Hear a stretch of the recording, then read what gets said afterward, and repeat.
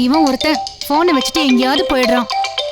அவன் இல்லாத நேரம் பார்த்துதான் எவனாவது போன் பண்றான்.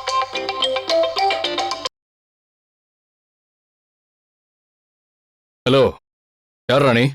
டேய், நீ யாருடா? நீ கால் பண்ணிட்டு யாருடான்னு என்ன கேக்குற?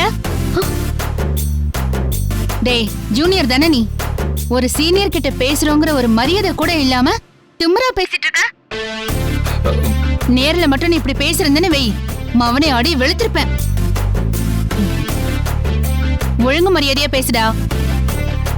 இன்னொரு தடவை இந்த மாதிரி எல்லாம் பேசுன உன்னை தொலைச்சிருவேன், தொலைச்சு.